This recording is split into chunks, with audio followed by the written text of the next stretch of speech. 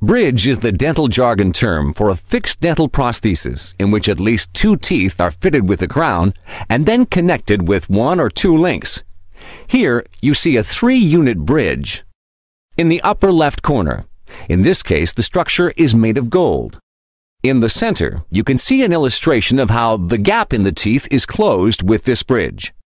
Below it, you can see the bridge as it's seen from the outside.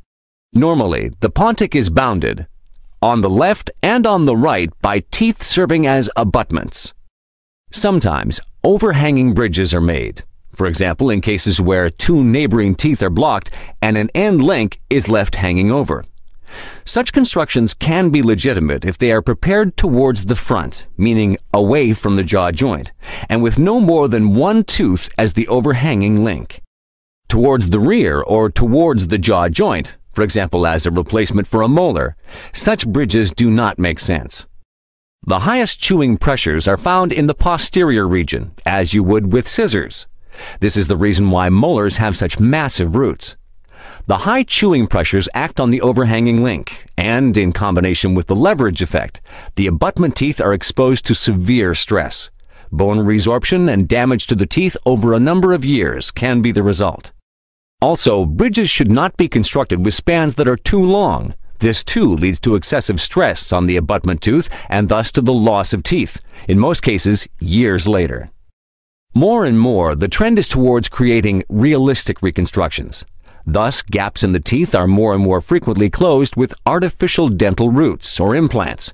A blocking of teeth, as in the classic bridge, is less and less necessary.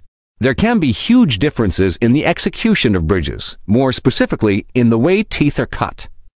That's why some bridges last 30 or more years, while others last only a couple of years. A good bridge doesn't cause any inflammation and/or recession of the gums, if it's not recognizable and lasts for several decades.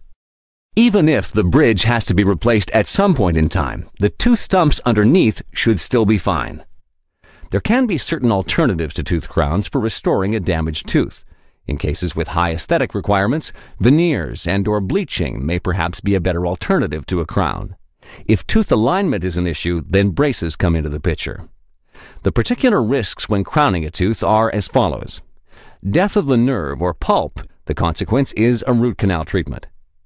Injury to the neighboring teeth, mucosa, floor of the mouth, tongue, or cheeks. Gingival problems or receding gingiva. And finally, an incorrect bite, painful jaw joint, or headaches if the bite is unintentionally altered by the newly crowned tooth.